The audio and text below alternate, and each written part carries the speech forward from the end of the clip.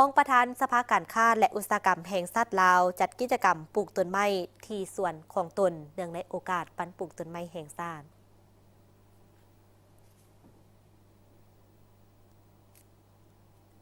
วันที่1 มิถุนายน 2025ที่สวนสังทอง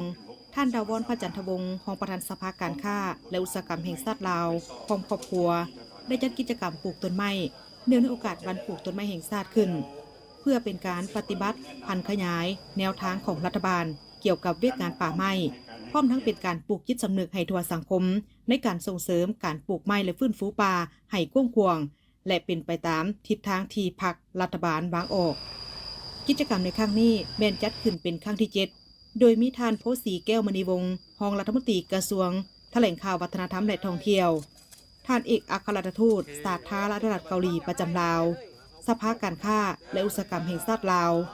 ธนาคารสาคมแบงก์ลาวเพื่อการสนับสนุน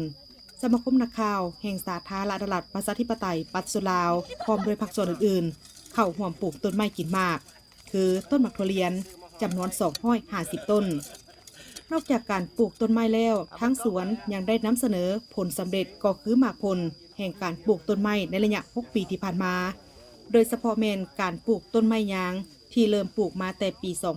2019 ปัจจุบันบรรดาต้นยางแม่นพร้อมเติบใหญ่และสามารถซื่นชมผลผลิต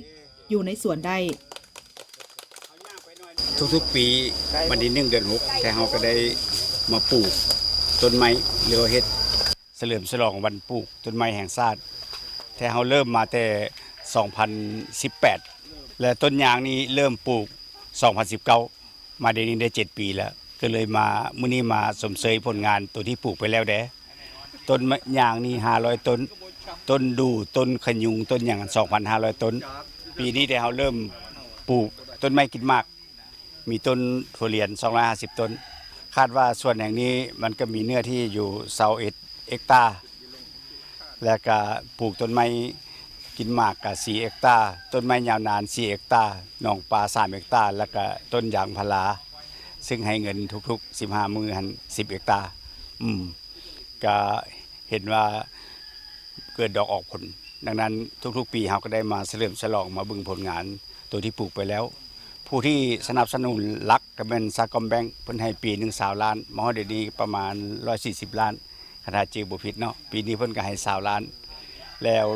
ปลูกโดยพนักงานสภาการค้าสมาคมนักข่าวทางบริษัทเบียร์ก็สนับสนุนแล้วก็ทางหมู่คู่ที่ว่ามาร่วมปลูกนำกันในแต่ละปีเพื่อเพิ่มเนื้อที่สีเขียวให้สปป.ลาวหันก็เชิญชวนผู้ใดที่มีดินพอว่างก็อยากให้ปลูกต้นไม้เพราะว่าอนาคตมันก็จะให้มีหยังก็โลกมันบ่ร้อนหลายปานใดเวียงจันทน์มีต้นไม้ที่สวยงามแม่นหยังอะไรแต่เราก็พยายามปกปักรักษาและปลูกจิตสำนึกของคนรุ่นใหม่ให้เขาเจ้าฮักปลูกต้นไม้เพื่อให้สปป.ลาวเฮามีเนื้อที่สีเขียวนับมือนับเพิ่มขึ้นกิจกรรมปลูกต้นไม้อยู่สวนสังทองเริ่มมาแต่ปี 2018 ในเบื้องต้นแม่นได้เริ่มปลูกต้นยางจำนวน500 ต้นต้นดูและต้นขยุง 2,500 ต้นและต้นไม้อื่นๆในต่อหน้าทั้งสวนจะสืบต่อปลูกต้นไม้อื่นๆตื่มอีกเพื่อเป็นการปฏิบัติตามคำขวัญที่ว่าปลูกต้นไม้ในวันนี้เพื่อลูกหลานในวันหน้า